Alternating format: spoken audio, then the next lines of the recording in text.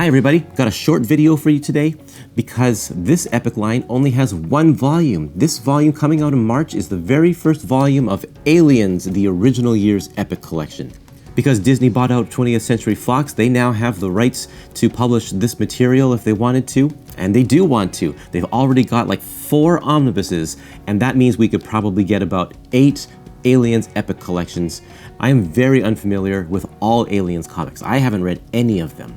And so I was very excited to get this. And so I actually sat down and read all of it in one day because it just hooked me. It's really, really great. Why don't we take a look inside so you can see the art and I'll tell you a little bit about the stories. Dark Horse started doing Aliens comics after the success of Aliens in the late 80s.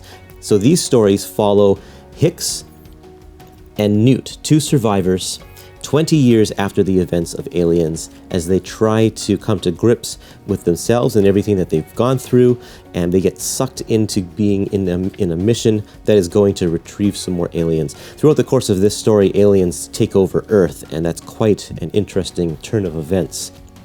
This is the colorized version of a story that was originally published in black and white, and when it was colorized, they changed the names of Hicks and Newt because when Aliens 3 came out, it rendered a lot of this story, most of the story, completely obsolete. And so they decided to just make it a random story of soldiers encountering aliens by changing the names of the characters. But this epic collection, while they're using the colorized version of this story, has put the names back as Hicks and Newt for all of us to enjoy as it was originally intended.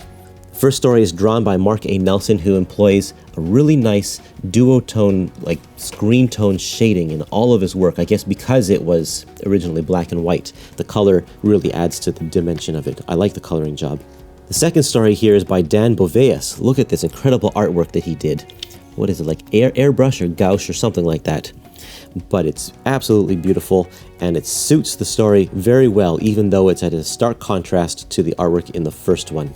In this story, which is my favorite of the 3 miniseries that are in this book, is about a soldier who has found a way to control the aliens and make them do what he wants. And then the third story here has artwork by Sam Keith, and you can see his style, even though he is not quite as stylized as he gets in the 90s.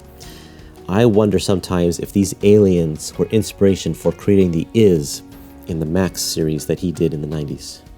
So there we go. We don't have any future Aliens epic collections in the works quite yet. They haven't announced another one, but there should be another coming out in the next round of epic collection announcements that I'll be doing with Omar on Near Mint Conditions YouTube channel.